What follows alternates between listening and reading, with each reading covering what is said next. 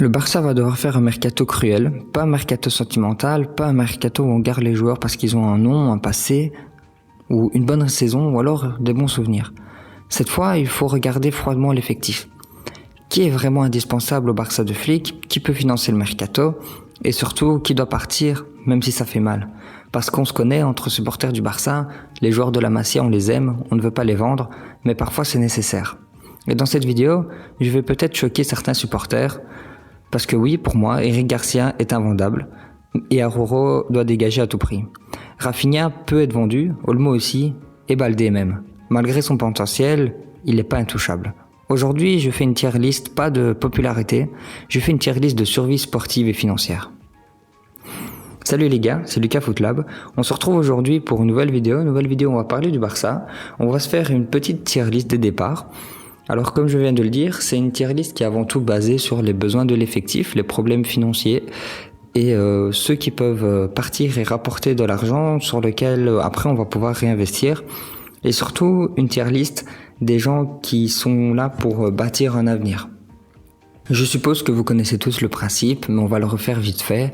Donc les invendables, forcément invendables, intouchables, peu importe le nom, on les garde à tout prix malgré toute offre qui peut être faite.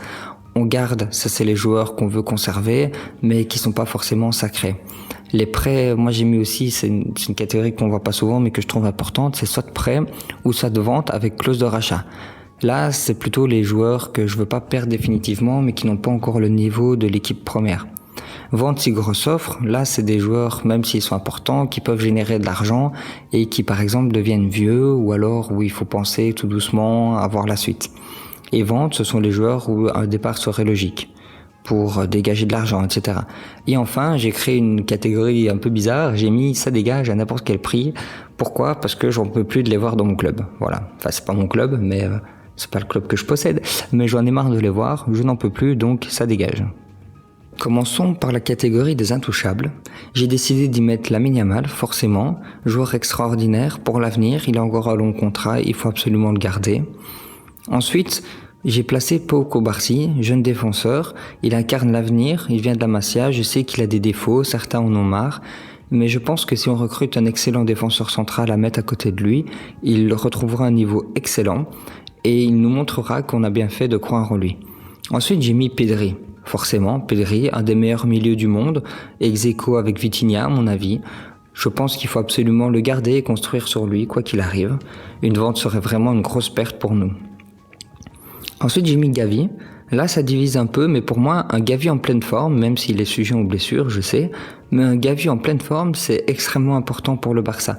Il nous apporte cette agressivité qui nous manque, il a cette grinta et cette façon de toujours plonger vers l'avant, mais pas bêtement, il va toujours vers les joueurs, il se déplace, il est en mouvement constamment. Pour moi, c'est un joueur très important, et puis c'est pas un simple catcheur, évidemment, c'est un garçon très très à l'aise techniquement, presque du niveau de Pedri, et les deux ensemble, pour moi, ça fait des ravages. Là, ça peut surprendre, mais j'ai mis Eric Garcia. Alors pourquoi? Oui, je sais, il est pas à la hauteur d'un Pedri ou d'un Lamine Yamal, mais c'est un joueur qui est très polyvalent. Et contrairement aux autres joueurs polyvalents, il n'est pas moyen partout, il est bon partout. On l'a mis en défense centrale, il était excellent. On l'a mis en latéral droit, il était très bon. On l'a mis en latéral gauche, très bon. On l'a mis au milieu, très bon. À un moment, il a volé la place de De Jong. De Jong a dû se battre pour pouvoir la récupérer. À un moment, il était meilleur que Koundé à droite, meilleur que Baldé à gauche. Le gars, tu le mets partout, il est meilleur que ceux avec qui il joue. À part Pedri, évidemment. Donc, forcément, pour moi, il faut absolument le garder parce que le Barça a des problèmes financiers et il faut vraiment avoir des joueurs comme ça polyvalents et sur qui on peut compter. Ensuite, Johan Garcia, je l'ai évidemment mis en intouchable parce que ça fait enfin du bien d'avoir un gardien qui est très bon, un gardien sur qui on peut compter, même si oui, ça peut lui arriver de faire une boulette, mais rappelons qu'il est quand même encore assez jeune, il a encore une belle marge de progression et je pense qu'il est très important pour l'avenir du Barça. Dans la catégorie on garde, j'ai mis Chesney parce qu'il lui reste un an de contrat en backup de Johan Garcia. Il va jouer qu'un match ou deux, mais c'est pas grave, je pense que ça suffira. De toute façon, on n'a pas grand monde d'autres parce que le troisième gardien il veut partir et Ter Stegen, j'ai plus envie de dire son nom. Fermín López, on garde évidemment, un joueur très important pour moi. C'est un joueur que j'apprécie beaucoup. Il peut faire le backup de Rafinha, jouer dans cette demi-espace gauche. Il peut jouer 10. C'est un joueur très offensif, porté vers l'avant, qui frappe beaucoup, qui stat également. Donc, à mes yeux, je pense que c'est un joueur qu'il faut garder. Là, on a aussi Gérard Martin, aussi appelé GG Le Goat, ou Gérard Maldini, ça dépend de qui. Donc pour moi, je l'ai mis dans mon garde parce qu'il s'est révélé cette saison très intéressant et très bon au poste de défenseur central. Moi, je ne le mettrai pas comme défenseur titulaire absolument, mais si on va recruter un top défenseur, je pense que comme troisième défenseur central, il fera bien le taf. Surtout que pour l'année prochaine, il faudra vraiment faire des rotations et donc avoir des bons joueurs de rotation, c'est très important. Il y a aussi Marc Bernal, un joueur très important pour l'avenir, pas encore du niveau de Pedri et Gavi, donc pas en intouchable, mais franchement il est pas loin de pouvoir l'être. Donc pour moi, Marc Bernal, on garde parce que très important pour le futur. Ensuite, Joao Cancelo, je sais qu'il n'est pas encore au Barça, mais il fait partie de l'effectif, donc je l'ai mis. Et franchement, pour moi, il faut le garder, c'est un joueur très bon, très important. Je pense qu'il faut absolument faire le maximum pour pouvoir le recruter, sans faire de folie financière, évidemment. Il y a aussi, et c'est le dernier, Ferran Torres, très bon joueur, mais pas titulaire indiscutable en numéro 9. Pour moi, ce sera un très bon super sub pour l'année prochaine, si on recrute un très bon numéro 9. Donc voilà, à garder dans une rotation, parce que, comme je l'ai dit et je le répète, il va falloir faire des rotations l'année prochaine. Petite catégorie un peu à part, c'est les prêts et ventes avec clause de rachat. C'est quelque chose qu'on ne fait pas souvent, mais les ventes avec clause de rachat, c'est très intéressant. Notamment, ils le font souvent au Real Madrid. Et quand un joueur explose, ça permet de pouvoir le racheter à un prix moindre. Donc ça reste relativement intéressant à mes yeux. Moi, je mettrais Ronny Bardi. Alors, ça peut paraître bizarre. Pourquoi je mettrais Ronny Bardi ? Eh bien, on lui a pas laissé assez de chance cette saison. Et en même temps, il m'a un peu déçu au niveau du comportement. Donc moi, c'est un joueur que j'apprécie, j'ai pas envie qu'il parte complètement, mais en même temps, le garder et ne pas le faire jouer, ça servirait à rien. Donc soit un prêt, soit une vente avec une clause de rachat, pour moi, pour qu'il se développe, ce serait une très bonne idée. Et surtout, ça permettrait de pouvoir recruter un autre joueur, peut-être polyvalent, capable de jouer sur les deux ailes, qui permettrait de pouvoir faire plus de rotation, et Ronny Bardi, lui, pourra aller se développer ailleurs, en attendant d'avoir un niveau plus correct pour le Barça. J'ai aussi mis Casado. Casado, il y en a beaucoup qui veulent le voir partir. Moi, c'est un joueur que j'apprécie beaucoup. Alors, je pense qu'un prêt ou une vente avec clause de rachat serait beaucoup plus optimal pour lui. Ça lui permettrait aussi de se développer et puis de revenir dans un rôle, pas de titulaire, mais un rôle moindre. Parce que s'il se développe et qu'il est capable de faire souffler un Gavi ou un Pedri en Liga, ce serait très intéressant pour garder nos joueurs plus en forme pour la Ligue des Champions. Vente si grosse offre, ça peut surprendre. J'ai mis Rafinha. J'adore Rafinha, c'est vraiment un joueur que j'aime beaucoup, un de mes joueurs préférés au Barça. Malheureusement, Rafinha enchaîne les pépins physiques et il a déjà 30 ans. Donc je pense que vu qu'il a encore une bonne valeur marchande, on peut le vendre, récupérer un bon billet, mais seulement si une grosse offre, parce que si c'est une petite offre, ça vaut pas la peine pour ce qu'il apporte. Maintenant, c'est un joueur que j'aurais vraiment mal au cœur s'il part. Malheureusement, il faut garder à l'esprit qu'avec les problèmes financiers, il va falloir faire des sacrifices pour pouvoir se renforcer. J'ai aussi mis De Jong. Voilà, De Jong, il stagne. Il y a beaucoup de problèmes avec De Jong. Moi, s'il y a une grosse offre, De Jong, ça part. Mais ça m'étonnerait qu'il parte parce qu'il a déjà dit qu'il voulait pas partir.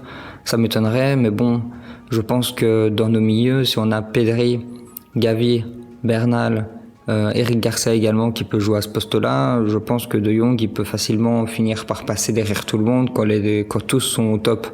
Par exemple, si on joue en 4-2-3-1 et que dans le double pivot tu mets Gavi, Pedri, forcément De Jong il a plus sa place de titulaire. Alors j'ai mis Baldé, Sigrosov. Pourquoi ? Parce qu'il a encore une valeur marchande. Ça fait 2 ans qu'il progresse plus. Donc pour moi, s'il y a une grosse offre, il peut partir.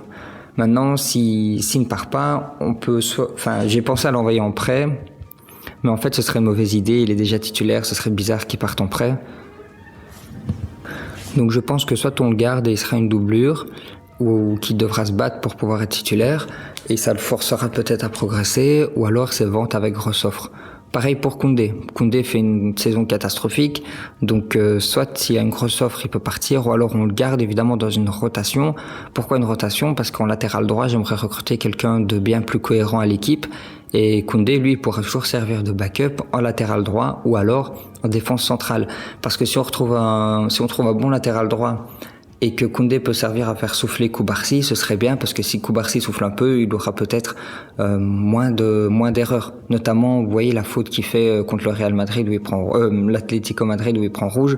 Peut-être qu'avec plus de difficulté, moins de fatigue, il ne fait pas cette erreur. Donc c'est des choses à garder en compte. Maintenant, s'il y a une grosse offre, c'est des joueurs qui ont une grosse valeur marchande et je pense que ça vaudrait la peine de récupérer de l'argent avec eux. En vente sèche, j'ai mis Olmo. Olmo, il déçoit depuis qu'il est arrivé. Moi, j'étais contre son arrivée, mais depuis qu'il est arrivé, pour moi, il déçoit. Il est pas au niveau, il a des fulgurances, mais sinon, il est moyen. Donc, je pense que si on peut le vendre et recruter un joueur plus flic compatible ou alors à un poste où on a plus besoin, peut-être, ce serait sûrement une meilleure idée. Surtout que dans ma tête, j'aimerais que l'année prochaine, on repasse plus sur un 4-3-3 qu'un 4-2-3-1. Donc si on passe en 4-3-3, moi Olmo, je vois plus trop d'utilité, surtout qu'il faudrait recruter un 9 et qu'à gauche tu peux mettre Rafinha ou alors Fermin Lopez. Donc ça dégage à n'importe quel prix, c'est un peu violent, je sais, mais j'en ai vraiment marre de les voir. Alors j'ai mis Lewandowski, aucune offense à Lewandowski, je l'ai juste mis là parce qu'on sait qu'il va partir et je savais pas où le mettre d'autre, donc vu qu'on sait qu'il part, je l'ai mis là, mais évidemment aucune offense à Lewandowski. Presque les gens du club, moi je l'adore. Donc aucune offense à lui. Marcus Rashford, ça dégage, il faut pas l'acheter. Pour ce prix-là et ce salaire-là, on peut trouver quelqu'un de bien meilleur, plus jeune et avec une marge de progression. Ter Stegen, je peux plus me le voir. Ter statique, hein, comme on dit. Franchement, il s'accroche à son club, à son salaire surtout, alors que normalement il devrait bien avoir compris qu'il va passer derrière tout le monde. Et honnêtement, il faut absolument lui trouver une porte de sortie, un prêt ou je sais pas, même gratuit, qui parte. Ce serait une très bonne chose pour le Barça. Aroro, oui, Aroro qui parte, qui dégage. J'en ai marre. Je peux plus me le voir. Ça fait 3 ans que j'en ai marre de voir sa tête. À chaque fois, on se dit qu'on va lui donner une nouvelle chance. À chaque fois, c'est n'importe quoi. À chaque fois, il déçoit. Donc, Aroro, il faut qu'il parte, même si le prix est bradé, tant pis, parce que à un moment donné, ce gars, il est censé être capitaine et en fait, il pèse sur l'effectif. Et mentalement, sur le terrain, il est pas sûr. Donc, il faut qu'il parte absolument. Christensen, c'est même plus un joueur de foot. Le gars, il joue un match tous les 4 ans. Donc aussi il faut qu'il parte, hein, parce que je sais pas à quoi ça sert de l'avoir. Peut-être pour l'ambiance, peut-être qu'il est sympa dans le vestiaire, qu'il ramène des bières après les matchs, j'en ai aucune idée, mais a priori en tant que joueur de foot ça sert pas à grand chose. Donc voilà un peu les gars, la première partie du Mercato Barça. On est ici focalisé évidemment sur les ventes, savoir qui on garde. Dans les prochaines vidéos, je vous ferai des vidéos précises avec les postes à renforcer, des joueurs que j'aurais ciblés, notamment des joueurs peu connus qui permettraient de nous renforcer et à un prix moindre, notamment avec des exemples comme William Pacho qui a été recruté par le PSG alors qu'il n'était pas très connu. Donc je pense que ce serait intéressant de faire des coups de ce style-là et pas de se focaliser sur des gens qui ont une grosse valeur marchande parce que on sait que le Barça a des problèmes financiers. Donc voilà, j'espère que la vidéo vous a plu. Si jamais ça vous a vraiment plu, n'hésitez pas à liker, à commenter et à partager la vidéo. Ça fera plaisir et ça aide à soutenir la chaîne.